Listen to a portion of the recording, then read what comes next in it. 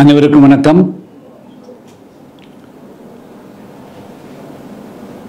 தூத்துக்குடி மாவட்டம் ஆறுமுகமங்கலத்தை சார்ந்த கவின் கணேஷ் என்ற இளம் வயது பொறியாளர் கடந்த 27ஆம் தேதி அன்று மாலை 3 மணி அளவில் மிக கொடூரமாக படுகொலை செய்யப்பட்டார். அவர் தன்னுடைய பள்ளி பருவத்திலிருந்தே நட்பாக பழகி வந்த சுபாசினி என்ற சித்த மருத்துவரோடு பழகி வந்ததுதான் காரணம் என்று சுபாசினியினுடைய சகோதரர் சுர்ஜித் என்பவர் பேசுவது போல அழைத்து நட்பு பாராட்டி மாமன் மச்சான் உறவு கொண்டாடி வீட்டுக்கு அழைத்து செல்வதாக கூறி செல்லுகின்ற வழியிலேயே கண்ணிலே மிளகாய் பொடியை தூவி கருண கொடூரமாக படுகொலை செய்யப்பட்டிருக்கிறார். கவின் தேவேந்திரகுல வேளாளர் சமுதாயத்தை சார்ந்தவர். சுபாசினி மறவர் சமுதாயத்தை சார்ந்த பெண்மணி. சமூகத்தில் பயிலுகின்ற பொழுது, பணியில் இருக்கின்ற பொழுது ஒரு ஆணும் பெண்ணும் பழகுவது அல்லது நட்பு கொள்வது, அவர்களே தங்களுடைய எதிர்கால வாழ்க்கையை தீர்மானிக்கக்கூடிய வகையில் திருமணம் செய்து கொள்வது என்பது ஒன்றும் தமிழ்நாட்டுக்கும் புதிதல்ல, இந்தியாவுக்கு புதிதல்ல, உலகமெங்கும் நடைபெற்று வரக்கூடிய இது ஒரு சாதாரணமான நடைமுறை. இந்த சம்பவத்தை இப்பொழுது மனிதநேயமிக்க அனைவருமே மிகப்பெரிய அளவுக்கு கண்டித்திருக்கிறார்கள். ஆளுங்கட்சியான திமுக கண்டிக்கவில்லை, எதிர்கட்சியான அதிமுக கண்டிக்கவில்லை,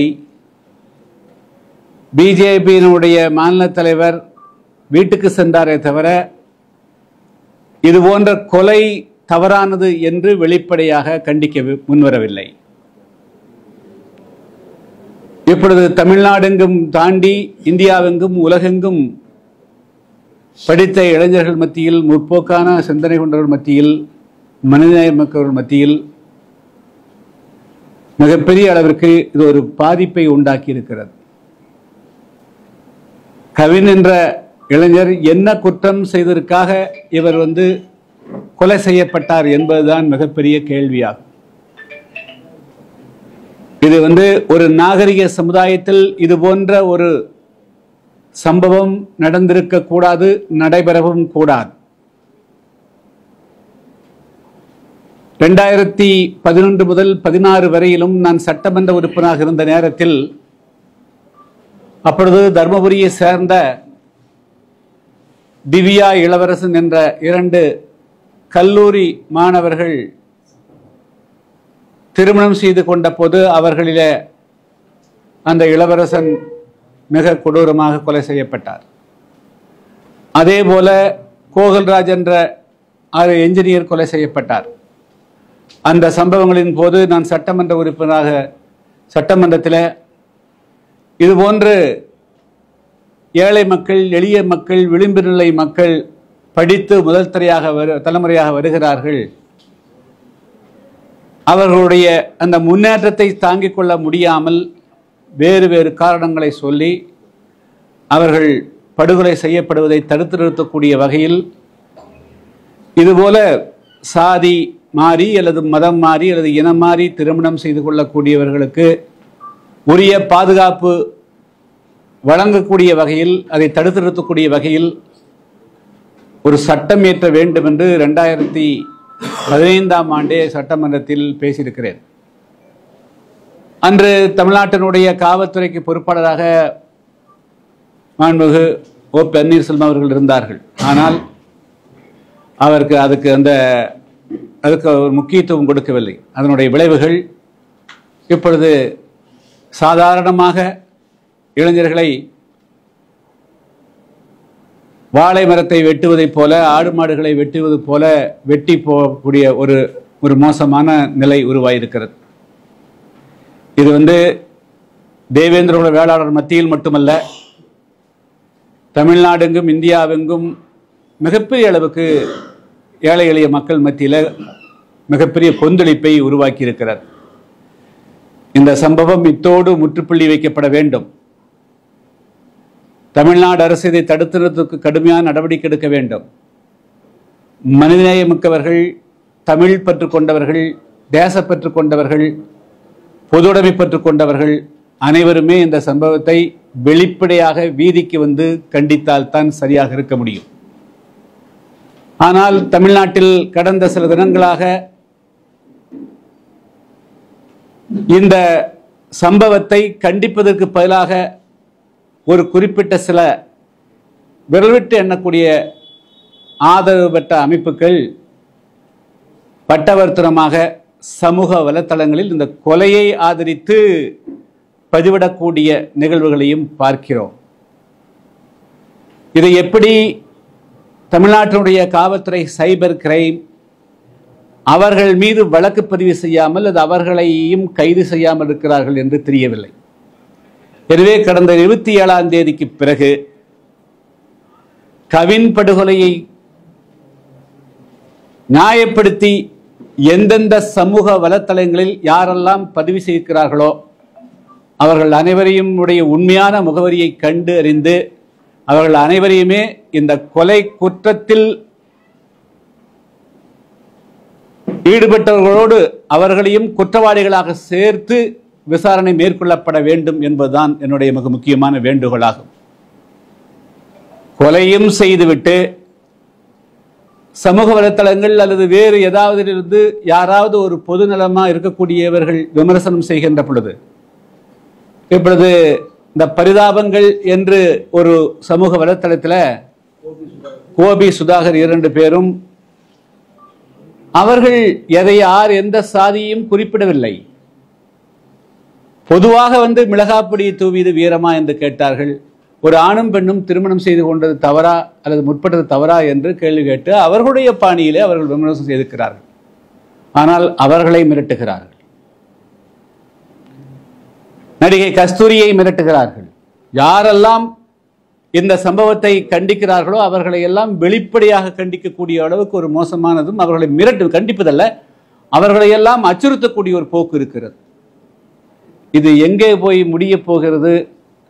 தமிழ்நாடு அரசு இதில் ஏன் வேடிக்கை பார்க்கிறது? தமிழ்நாடு முதலமைச்சர் அவர்கள் ஏன் காவல்துறையை தன்னுடைய கையிலே வைத்துக்கொண்டு இந்த சம்பவத்தை இதே போல உடுமலை சங்கர் படுகொலை செய்யப்பட்ட போது நீங்க ஆர்ப்பாட்டத்துக்கு வந்தீங்க, எல்லாம் பண்ணீங்க. இப்போ ஆளுங்கட்சியா இருக்கிற போது ஏன் இதுக்கு ஒரு கண்டனம் தெரிவிப்பதற்கு கூட முன்வர மறுக்கிறீர்கள்? எனவே யார் இதில் தலையிட்டாலும் சரி இல்லாவிட்டாலும் சரி, தமிழ்நாட்டில் இது போன்று இனிமேல் ஒரு சம்பவம் எந்த ஒரு இளைஞருக்கு நடக்கக்கூடாது. நாங்கள் ஏற்கனவே உங்களுக்கு தெரியும், கடந்த 2021க்கு பிறகு தென் தமிழகத்தில் தொடர்ந்து அப்பாவிகளாக இருக்கக்கூடியவர்கள், படித்த இளைஞர்கள் எதுவுமே இல்லாமல் எந்த காரணம் இல்லாமல் கொலை செய்யக்கூடியதெல்லாம் தடுத்து நிறுத்தணும். அந்த சமுதாயத்தில் இருக்கக்கூடியவர்கள் கொஞ்சமாவது மனிதநேயத்தோடு அந்த இளைஞர்களுக்கு கிராமந்தோறும் சென்று அறிவுரைகள் வழங்க வேண்டும் என்றெல்லாம் பேசியிருந்தேன்.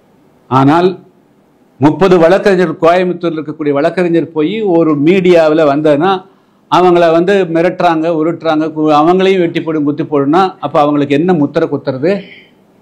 எந்த விதத்தில் நியாயம்? மீடியா அவங்க செய்கிறாங்க, அதில் நம்மளுக்கு விருப்பம் இருக்கலாம், விருப்பம் இல்லாமல் இருக்கலாம், அவங்க கொஞ்சம் எக்ஸஸாக இருக்கலாம், அது வேறு பிரச்சனைகள். மீடியான்னு சொன்னாலே எல்லாமே உப்பு சப்பு எல்லாமே இருக்கும், கொஞ்சம் கூட தான் இருக்கும். ஆனால் அதுக்காக கொலை மிரட்டல் விடுறதில்லை, எந்த விதத்தில் சரியாக இருக்க முடியும்? எனவே ஒட்டுமொத்தத்தில் இந்த கவினுடைய படுகொலையை மறைப்பதற்காக இப்போ பல அமைப்புகள் அவர்கள் எல்லாம் முகவரியற்றவர்கள் தங்களை முகவரிப்படுத்திக் கொள்வதற்காக அவர்களுக்கு எந்த விதமான ரூட்டும் கிடையாது. பல அமைப்புகள் உடைய ஒவ்வொரு ஸ்டேஷனாக போகிறாங்க, மாவட்ட ஆட்சியரை பார்க்குறாங்க. இதெல்லாம் வந்து அவர்களுக்கு நான் அறிவுரை கூறுறேன். கொஞ்சமாவது உங்களுடைய புத்தியை பயன்படுத்துங்கள். நீங்கள் வந்து உங்களுடைய இளைஞர்களுக்கு வன்முறையை கைவிட வேண்டும், வன்முறை ஒரு காலத்திலும் பயன்படாது என்பதை வந்து நீங்கள் போய் சொல்லிக் கொடுப்பதற்கு பதிலாக மீண்டும் மீண்டும் அந்த இளைஞர்களை உசுப்பேத்தாது. அது வந்து நல்லதல்ல, அது வந்து அந்த சமுதாயத்துக்கே நல்லதல்ல. இதனுடைய விளைவாக அண்மையில் நடக்கக்கூடிய சம்பவத்தை ஒன்று சொல்கிறேன். தூத்துக்குடி மாவட்டத்தில் வின்ஃபாஸ்ட் அப்படிங்கிற ஒரு கம்பெனி வந்து புதுசாக வந்திருக்குது. அதில் 2 சமுதாயத்தை எடுக்கிறாங்க. ஒன்று மறவர் சமுதாயத்தையும் எடுக்க மாட்டேங்கிறாங்க, இந்த தேவேந்திர சமுதாயத்தையும் எடுக்க மாட்டேங்கிறாங்க. அப்போது தொழிற்சாலைகள் வர்ற போது இவங்க 2 பேரும் சண்டை போடுவாங்க, வெட்டிக்குவாங்க, குத்திக்குவாங்க அப்படின்னு சொன்னால் இந்த இளைஞருடைய எதிர்காலம் என்ன ஆகிறது? இதுபோல் இதே திருநெல்வேலியிலையும் வந்து தொழிற்சாலைகள் வந்தோன்னா 2 சாதியும் ஒதுக்கி வச்சாங்க அப்படின்னா இந்த 2 சாதியும் வந்து அப்புறம் எங்கே போய் வேலை இல்லாமல் எங்கே போவாங்க ஆச்சுங்களா?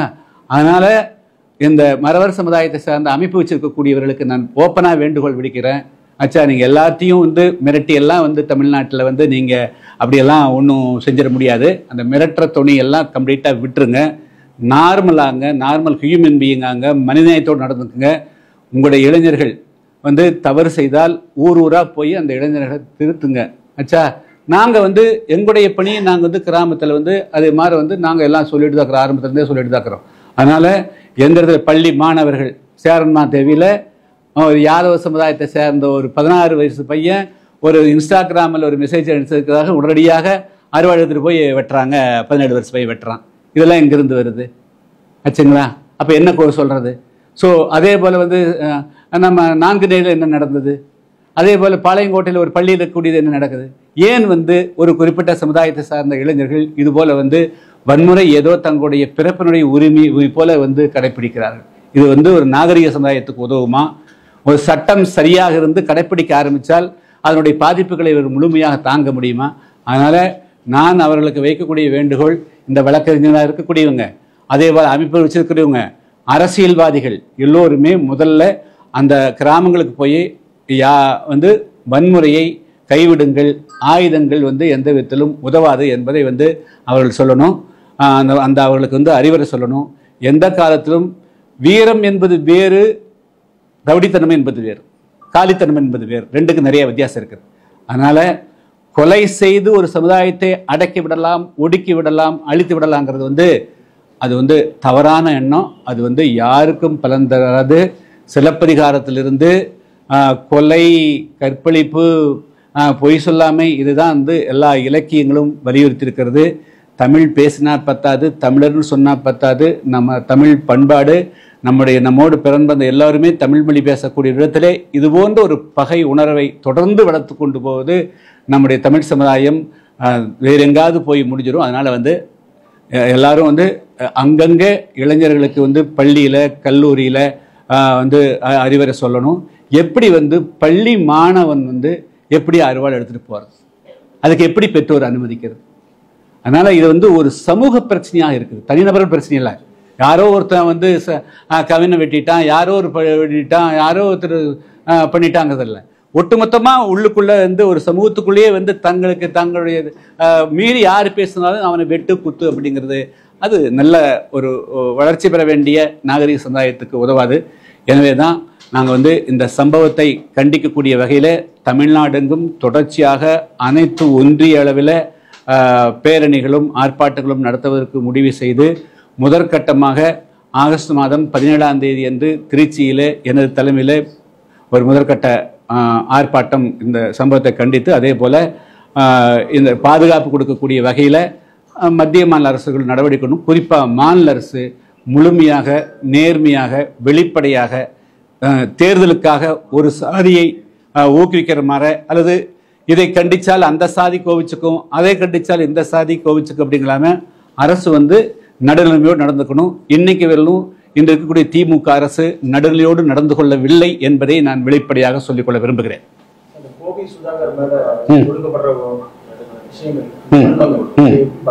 அது வந்து இது மிகப்பெரிய வன்கொடுமையா நான் பார்க்கறேங்க. அச்சா, அவங்க எந்த சாதியும் எந்த நபரையும் குறிப்பிட்டு சொல்ல. அப்படி இருந்தும் கூட அவர்களை வந்து அச்சுறுத்துறது எந்த விதத்தில் சரியா இருக்க முடியும்? அவங்களது ஊடகத்தை தடை பண்ணு சொல்றாங்க. அப்போ வந்து சர்க்கார் சாதியை எதிர்த்து வந்து நம்முடைய தமிழ் திரைப்படங்களில் வந்து சொல்லப்படவே இல்லையா? NS கிருஷ்ணன் காலத்திலேருந்து இது பேசப்படுதில்ல, MR தான் பேசிக்கிறார்ல, எல்லாரும் தானே பேசுகிறாங்க. இவர் பட்டுக்கோட்டை கல்யாண சுந்தரம் பாடலையா? கண்ணதாசன் பாடலையா? வாலி சொல்லியா? ஆச்சா, சாதி இரண்டு வழிய அப்படின்னு சொல்லிட்டு அவையார் பாடலையா? ஸோ எல்லாருமே சாதியை வந்து யாரும் ஏற்றுக்கொண்டவர்கள் கிடையாது. எல்லா இலக்கியங்களுமே கம்ப்ளீட்டாக வந்து சாதியை வந்து டிச் தான் பண்ணிக்கிறாங்க, கண்டிச்சு தான் இருக்கிறாங்க. அதனால் வந்து கோபி சுதாகருடைய ஏதாவது வந்து பாதிப்பு வருதுன்னா அது வந்து மீண்டும் அந்த குறிப்பிட்ட நபர்கள், அந்த வழக்கறிஞர், முதல்ல அந்த வழக்கறிஞர் வந்து இந்த கோபி சுதாகருக்கு மிரட்டல் கொடுத்ததோ அவங்களை தடை செய்ய சொன்னதே வந்து அதே வந்து இந்த கொலையை ஆதரிப்பதற்கு சமமானது. அவங்களே இன்வால்வ் பண்ணணும். யாரெல்லாம் போய் வந்து மாவட்ட ஆட்சியரை பார்த்து காவல் நிலையை பார்த்து இந்த இதுக்கு வழக்குக்கு எல்லாம் வந்து களமிறக்கிறாங்களோ அத்தனை ரவுடி கும்பலையும் கம்ப்ளீட்டா ஃபுல்லா இந்த வழக்கில் வந்து சேர்த்தணும். படுகொலைக்கு தனி சட்டம் வேண்டும் சொல்லி இன்னைக்கு திருமாவளவன் போராட்டம் நடத்திருக்காரு. தொடர்ந்து பல்வேறு அமைப்புகளும் இது போன்ற போராட்டம் நடந்தது. உங்களோட கருத்து என்ன? இல்ல, அதாவது 13 நீங்க கோரிக்கை வச்சிருக்கீங்க. ஆமா, கிட்டத்தட்ட ஒரு 10 வருடங்கள் கடந்து போயிடுச்சு. இன்னும் அந்த சட்டத்தை வந்து அரசு கொண்டு வராததுக்கான காரணம் என்ன? இல்ல, அதுல வந்துங்க, அதாவது தமிழ்நாட்டில் பேச சமூக நீதி பேசுகிறார்கள். அது பிரச்சனைன்னு வர்ற போது சட்டி சுட்டதடா கை விட்டதான்னு ஒதுங்கிறாங்க. 1980-81 தென்காசி மாவட்டம் செங்கோட்டை அருகே கூடிய மீனாட்சிபுரத்தில் இதே போல கோவிந்தன் என்பவர் தான் வந்து ஒரு இதே மறவர் சமுதாயம், தேவேந்திர சமுதாயம், மறவர் சமுதாயம் 2 பேரும் தான் மேரேஜ் பண்ணாங்க. அவர்கள் வந்து மேரேஜ் பண்ணிட்டு அந்த ஊரில் இருக்க முடியாத போது கேரளாவுக்கு சென்று அவர்கள் வந்து மதம் மாறினார்கள். அவர்கள் அதுக்கும் பிறகும் அவர்கள் ஊருக்குள்ள வர முடியாத போது தான் ஒட்டுமொத்தமாக வந்து மதம் மாற்றம் நடந்தது. மதம் மாறாதீங்க அப்படின்னு வந்து அந்த மீனாட்சிபுரத்துக்கு அன்றைய பின்னாடி வந்து இந்தியாவினுடைய பிரைம் மினிஸ்டரான வாஜ்பாய் போனார். போகாத தலைவர்களே கிடையாது. நான் இப்பொழுது கேட்குறேன், நீங்கள் வந்து இந்துன்னு பேசக்கூடிய இந்து அமைப்புகள், RS அமைப்புகள் ஏன் வந்து இந்த சம்பவத்தை வெளிப்படையாக கண்டிப்பதற்கு உங்களுக்கு என்ன தயக்கம்?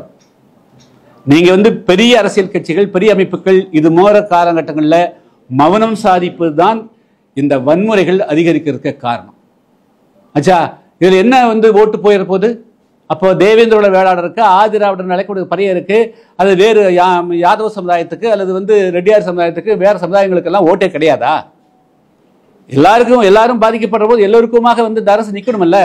நீங்க அரசுங்கிறது ஓட்டை வச்சு செயல்படக்கூடாது. நீங்க ஓட்டு வாங்கி ஆட்சிக்கு வந்துட்டீங்க, நாளைக்கு ஆட்சி வர்றதுக்கு என்ன உத்தரவாதம் இருக்குது? இந்த கடைசி நிமிடம் ஆட்சி இருக்கிற வரையிலும் யார் வந்து அட்டுழியம் பண்றாங்களோ அவங்களை நீ கண்டிக்கணும். இது வந்து தனி நபர் கிடையாது, ஒரு சாதியின் மீது தொடுக்கப்பட்ட ஒரு மிகப்பெரிய வன்முறை தாக்குதல், அசால்ட் ஆன் கம்யூனிட்டி. அதனால வந்து திமுக இது வந்து வரலாற்று ஒரு மிகப்பெரிய பிழை செய்திருப்பதாக நான் கருதுகிறேன். ஸ்டாலின் அவர்கள் வந்து வாய் திறக்காமல் இருப்பது ஒரு மிகப்பெரிய இது, அது வரலாற்றில் அவருக்கு ஒரு கரும்புள்ளியாக போகும். அதான் சொல்ல முடியும். இல்ல, முழுக்க முதலமைச்சர் மேலே குற்றம் சாட்ட முடியாது. அவரோட காவல்துறை அதுக்கான நடவடிக்கை எடுக்கப்பட்டுள்ளதா சொல்றாங்க. சரிங்க, இப்போ கீழநத்தத்தில் ஒரு மர்டர் நடந்தது. ஒரு பையன் வந்து கோர்ட்டு வாசல்ல மர்டர் பண்ணான். நீதிமன்றமே வந்து தானா முன் வந்து வழக்கு எடுத்தது. ஏன் அந்த நீதிமன்றங்கள் எடுக்கல? ரெண்டாவது, அதில் இன்னைக்கு வெளில அந்த கையை ஒடிச்சு விட்டாங்க. இல்லை, நான் கேட்குறேன், நான் சொல்கிறேன், அந்த பையனை காவல்துறை வந்து அதில் கைது செய்யப்பட்டு அத்தனை பேர் கையை ஒடிச்சு இன்னைக்கு வரலும் 6 மாதத்துக்கு மேலே வந்து குணமாகாமல் வேற மருத்துவம் போய் போகிறான். ஏன் இந்த இதுக்கு வந்து பாத்ரூம் இல்லையா? வலிக்கு விடலையே சுர்ஜித்துக்கு? பாத்ரூம் எங்கே போச்சு? பாத்ரூம் உள்ளே போகலையா 10 நாளா? அப்போ உங்ககிட்ட என்ன பார்வை இருக்குது? காவல்துறையே ஒருதலை பட்சமான பார்வை, கீழிருந்து மேலே வரலும். அப்போ பாத்ரூமுக்கே கூட்டிட்டு போகலையா நீங்க? அப்போ உங்ககிட்ட என்ன இருக்குது? இந்த சமுதாயத்தில் கூடிய ஒரு இன்வால்வ் ஆனா அவன் கையோட காலோட எல்லாம் பண்றீங்க. வேற சமுதாயத்தில் கூடியவன்னு சொன்னா பண்றீங்க. அப்ப என்னது? நீங்க மறைமுகமாக காவல்துறை ஊக்குவிக்குது. தமிழ்நாட்டினுடைய காவல்துறையினுடைய ஆன்டி தலித் சைக், அதாவது தலித்து விரோதமான மனப்பான்மையோடு, தலித்துகளை விட இன்னும் சொல்லப்போனா தென் தமிழகத்தில் தேவேந்திர குல வேளருக்கும் ஆதிராவிடருக்கும் எதிரான மனநிலையில் செயல்படுகின்ற காரணத்தினால்தான் இங்க குற்றங்களே நடைபெறுகிறது. காவல்துறை நேர்மையா இருந்ததுன்னா ஒரு மர்டர் நடக்காது, ஒரு குற்றம் நடக்காது. ஆனால் அவர்கள் இதய சுத்தியோடு ஒரு காவல்துறை அதிகாரி கூட நடக்கிறது இல்லை. இந்த வழக்கு கூட இன்னைக்கு வரையிலும் 10 நாளா வந்து அவருடைய பெற்றோர்கள் வந்து அந்த சுர்ஜித்தினுடைய தாயாரை கைது செஞ்சுக்கிறாங்க. என்ன நீங்க சமன் அனுப்பிச்சிருக்கிறீங்க? எல்லா கேஸுக்கும் சமன் தான் அனுப்புவீங்களா நீங்க? ஏன் கைது செய்யாம இருக்கிறீங்க? ஸோ அதனால வந்து காவல்துறையே ஒருதலை பட்சமா? அப்போ இந்த காவல்துறை ஒருதலை பட்சம் பார்க்க முடியாது. அப்போ அதுக்கு மேலே இருக்கிற உத்தரவிடக்கூடிய இந்த அரசே வந்து தேர்தலை மனதை வைத்து வாக்குகளை வச்சுக்கிறாங்க. அப்போ அதுக்குண்டான எதிர்வினையை மற்றவர்கள் ஆற்றுவாங்கல்ல.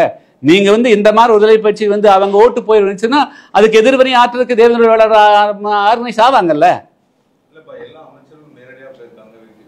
என்ன பண்ணாங்க? இந்த பாடி வாங்கி கொடுக்கறது தான் போனாங்க. இல்ல என்ன போய் பண்ணாங்கன்னு சொல்லுங்க.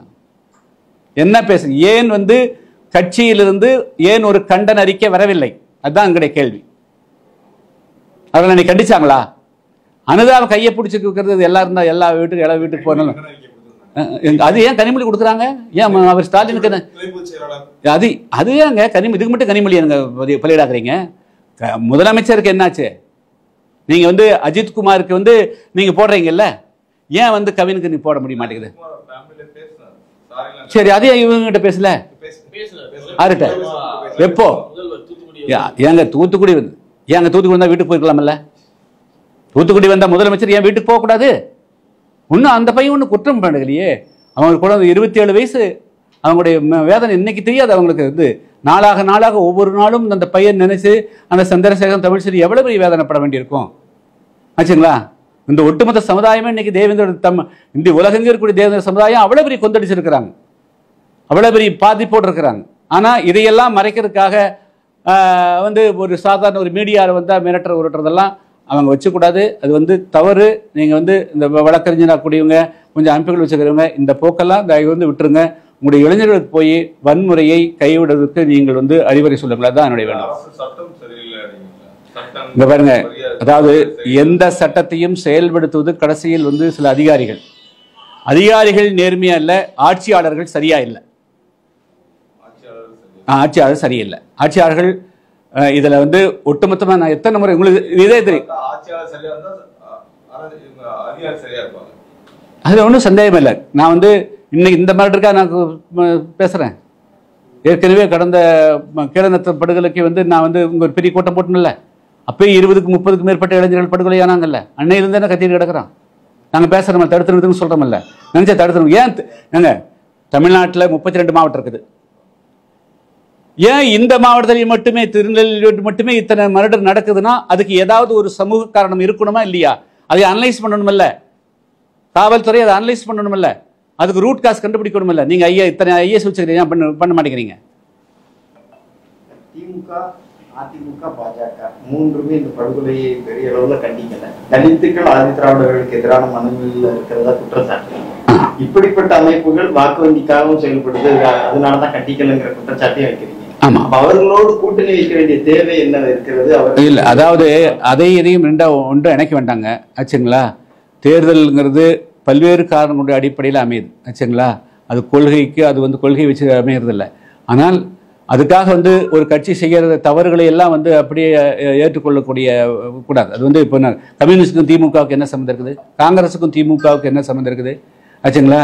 ஈழத்தில் வந்து முள்ளிவாய்க்காலில் 2.5 லட்சம் பேரை வந்து சிறையில் போட்டாங்க. 35,000 பேர் பட்டப்பகலில் வந்து குழிக்குள்ளே போட்டு கொண்டாங்க. அதோட கூட்டணி தான் போகிறாங்க. அதை சேர்க்க முடியாது. இப்பொழுது வந்து இன்று இந்த அரசு எப்படி செயல்படுது, இந்த கட்சிகள் எப்படி செயல்படுது, இதுதான் சொல்கிறோம் ஆச்சுங்களா. அவர்கள் திருத்திக் கொள்ள வேண்டியது. இல்லைன்னா திருத்திக் கொள்ளலைன்னா அதுக்குண்டான விளைவுகள் வந்து வர்த்தனை செய்யும். அப்படி ஒரு விளைவுகள் வரக்கூடிய நேரத்திலே அந்த கூட்டணி வந்து உங்களுக்கு இல்ல நாங்க வந்து இப்ப கூட்டணி வந்து இப்ப பேசக்கூடிய நேரம் இல்லை. இப்பொழுது வந்து கால் ஸ்பேடுங்கிற மாதிரி இப்பொழுது வந்து இந்த தவறு நடந்திருக்குது, மிகப்பெரிய மனித உரிமை நடந்திருக்குது. கண்டிக்க வேண்டிய பிரதான கட்சியான திமுக கண்டிக்கவில்லை, அதிமுக கண்டிக்கவில்லை, பிஜேபி கண்டிக்கவில்லை, இந்துக்களே ஒன்றுபடும் சொல்லக்கூடிய இந்து அமைப்புகள் கண்டிக்கவில்லை. இதைத்தான் நான் கண்டிக்கிறேன். தமிழகத்துடைய மூத்த அரசியல்வாதிகள் தென் தமிழகத்தில் இது போன்ற இளைஞர்கள் போயிட்டு இருக்காங்கிறது உங்களோட குற்றச்சாட்டா இருக்கு. நீங்க ஏன் அனைத்துறை ஒருங்கிணைப்பதற்கான ஒரு பணியை நீங்க மேற்கொள்ளக்கூடாது? இல்ல, அதாவது 2023 இந்துக்களுடைய ஒற்றுமை மாநாட்டை செங்கோட்டையில் நடத்தினேன், உங்களுக்கு தெரியும். அதில் வந்து காமாட்சி பீடம் அப்படிங்கிறவர் கோயம்புத்தூர் சேர்ந்தவர். அவர் என்னுடைய நண்பர். ஆனால் அவர் வந்து தேவர் சமுதாயத்தை சேர்ந்தவர். இப்போ சொல்கிறேன், அவர் வந்து அந்த செங்கோட்டை மாநாட்டில் கலந்து கொள்ள விடாமலேயே அவர் வந்து இங்கே சேர்றதுக்குள்ளேயே நூற்றுக்கணக்கான ஃபோன் பண்ணிக்கிறாங்க. அதுக்கு பிறகு நீங்கள் ஏன் போனேன்னு அவர் வந்து பிரிக்கிறாங்க. அதே போல் வந்து எப்பொழுதெல்லாம் வந்து நாங்கள் வந்து ஒரு இணைப்பு முயற்சி அவங்க நட்போடு இருக்கிறதுக்கு எடுக்கிற முயற்சி எல்லாமே ஒரு சில ரவுடி உணர்வு படைத்தவர்கள் வந்து அதை கெடுத்து விட்டுறாங்க, அச்சுறுத்துறாங்க. இதே தான் என்ன நடக்குது தேர்தல் காலகட்டங்கள்லையும். நீங்கள் வந்து நாங்கள் வந்து கிராமங்களுக்கு அந்த பகுதி மக்கள் வாழக்கூடிய கிராமங்களுக்கு போனால் 2 பேர் ரவுடி வருவான், ஊருக்குள்ளே கூட்டு வராதமா மாவட்ட செயலர் விட்டுருவான். ஸோ ஒரு சிலருடைய அச்சுறுத்தலுக்கு பயந்து இந்த சமுதாயத்தில் இருக்கக்கூடியவர்கள் பின்வாங்குகிறார்கள். அதை வந்து அந்த சமுதாயம் இருக்கக்கூடியவங்க தான் அதை வந்து மீறி இந்த எல்லா சமுதாயம் நட்போடு இருக்கணுங்கிறது அவங்க தான் வெளியே வரணும். நாங்கள் வந்து டாக்டர் கிருஷ்ணசாமி, புதிய தமிழகம், நாங்கள்லாம் எப்பொழுதும் வந்து கை கொடுக்கறதுக்கு நட்புக்கு இருக்க தயாராகிறோம். ஆனால் அவர்கள் பிரிவினை எண்ணத்தோடு இருக்கிறாங்க, பாகுபாடு எண்ணத்தோடு இருக்கிறாங்க. அது அவர்கள் தங்களை மாற்றிக்கொண்டு வந்தால், மாற்றிக்கொண்டு தயாராக இருந்தால் எப்பொழுதும் வந்து இணைந்து செயல்படுவதற்கு நான் தயாராக இருக்கிறேன். சார் வந்து முதல்ல இங்கே வந்து காவல் நிலையங்களில் 3 சமுதாயம் இருக்கக்கூடாதுன்னு ஏற்கனவே சட்டம் இருக்குதுங்க. தேவேந்திர சமுதாயத்தை சேர்ந்தவர்கள் இங்கே அதிகாரிகளாக இருக்கக்கூடாது, மறவர் சமுதாயத்தை சேர்ந்தவங்க இருக்கக்கூடாது, நாடார் சமுதாயத்தை சேர்ந்தவங்க இருக்கக்கூடாது. 3 பேர்த்தையும் கம்ப்ளீட்டாக ஐஎஸ்லேருந்து எல்லாத்தையும் தூக்கி கம்ப்ளீட்டாக வடார்காடு, தென்னார்காடு, வேறு இன்னும் பார்டர் தாண்டி அந்தமான் வேறு எங்காவது போடுறாங்க கூட போடுங்க நீங்கள், ஆச்சுங்களா? 3 பேர்த்தையும் போட்டு விட்ருங்க. மோராலஸ் பாதி பிரச்சனைக்கு செட்டில் ஆகுங்க.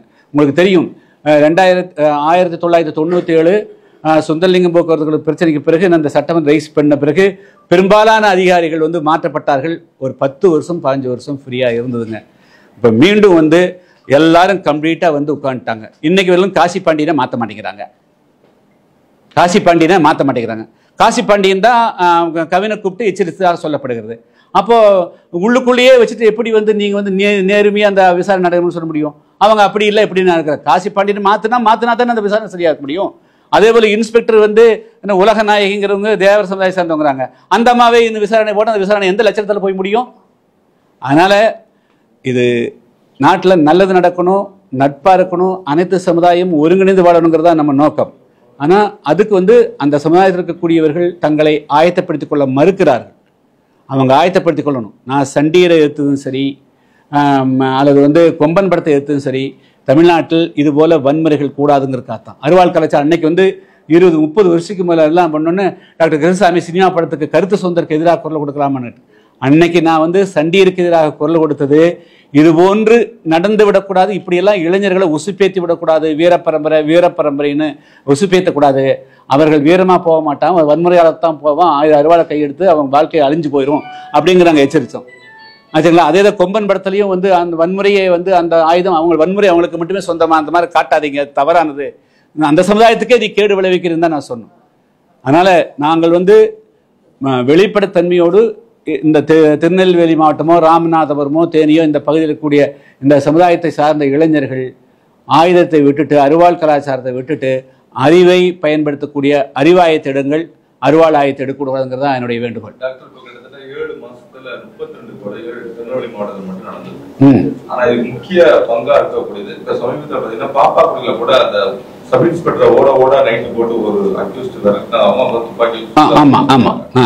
இதே மாதிரிதான் இப்போ சமீபத்துல திருப்பூர்ல சப் இன்ஸ்பெக்டரோட கழுத்தை இருக்கக்கூடிய சூழ்நிலை. இதுக்கெல்லாம் முக்கிய காரணமா இருக்கிறது கஞ்சா. இல்ல அதெல்லாங்க, அதெல்லாம் இப்போ திருப்பூர் மாவட்டத்திலையும் அந்த 3 பேர் யாரு? இல்ல அவங்க யாரு? அவங்களும் இதே வீரம் பேசுற கம்யூனிட்டி தான். எல்லா இடத்துலையும் ஏன் அந்த ஒரு சமுதாயம் மட்டுமே இருக்குது. அதே போல பட்டடத்தை சுற்றி மூதாதையர்கள் கொலை செய்யப்பட்டதே அவங்க தான் சம்மந்தப்படுறாங்க. சமூகத்தில் அந்த சமுதாயத்தை வந்து ஒரு முக்கியமாக கட்சி அவங்க தான் வீர பரம்பரைன்னு உசுப்பேத்தி அவங்களுடைய அரசியல் லாபத்துக்காக அவங்களை கெடுத்து குடிச்சு விடுவிச்சுக்கிறாங்க. அதுதான் காரணம், அவ்வளோதான் சொல்ல முடியும்.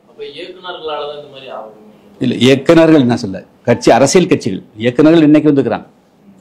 அவங்களும் ஒரு காரணம், அவங்களும் கூடாதுன்னு நான் அன்னைக்கே தேவர் மகன் படத்திலிருந்து சண்டீர் படத்திலிருந்து நான் இதெல்லாம் காரணம் நான் எதிர்த்ததுக்கு வந்து ஒரு காரணம் ஒட்டுமொத்த சமூகம் வந்து அமைதியா இருக்கணுங்கிற நான் சொல்றேன். ஆட்சியாளர்களும் போலீஸ் துறை அதிகாரிகளும் தான் காரணம். இது தொடர்பாக அரசு ஏதாவது முன்னிறுத்தி ஏதாவது போகிறீங்களா? நாங்க வந்து போறீங்களா? இல்ல, முதலமைச்சரை பார்க்குற முதலமைச்சருக்கு தெரியாம இருக்குதுங்க. இல்ல தெரியாம தெரிந்தும் தெரியாத போல இருக்க வாய்ப்பு இருக்குது. அப்படித்தானே இருக்கிறாரு. அவர் வந்து எதை பார்க்கிறார் சார்? வந்து அது என்ன நடக்குதுன்னு நான் சொல்ல விரும்பல. அதாவது முதலமைச்சர் வந்து தமிழ்நாட்டினுடைய நூக்கன்காரன் மூலை முடுக்கெல்லாம் நடக்கக்கூடிய எல்லா சம்பவத்தையும் அவர் தெரிஞ்சுக்கணும். அதுக்குண்டான காரண காரியங்களை கண்டறிந்து அதை அடியோடு வந்து அதுக்கு முடிவு பண்ணணும். இது தமிழ்நாட்டில் இதுபோல் வந்து கௌரவ கொலைகள் நடக்கிறது திமுகவினுடைய அடிப்படை கொள்கையான நீங்கள் வந்து 1967களில் திமுக ஊராக போய் என்ன நீங்கள் பிரச்சாரம் பண்ணீங்க? கலப்பு திருமண தம்பதிகளுக்கு தங்கப்பதக்கம்னு சொல்லிட்டு உங்களுடைய ஒரே கொள்கை அனைத்து மக்களுக்கும் மத்தியில் அனைத்து இளைஞர்கள் மத்தியிலையும் அட்ராக்டாக இருந்தது அந்த ஒரு கொள்கை தான். உங்களுடைய கொள்கை தான் இன்னைக்கு கொலை செஞ்சுக்கிறான் சுர்ஜித். அதனால் வெட்கப்பட வேண்டியது நீங்கள் தான், திமுக தான் வெட்கப்படணும். உங்களுடைய கொள்கை அடியோடு உங்களுடைய காலத்திலேயே வந்து வீழ்த்தப்படுது. பவரில் இருக்கிறதெல்லாம் நினச்சிக்காதீங்க, பவரில் எந்த நிமிஷம் போகும். ஆனால் உங்கள் கொள்கையை வந்து காலி பண்ணுறாங்க. இந்த நேரத்தில் கண்டிக்காமல் இருக்கிறது நீங்கள் திமுக வெட்கப்படணும், அவ்வளோதான் சொல்ல முடியும். ஓகே, நன்றிங்க.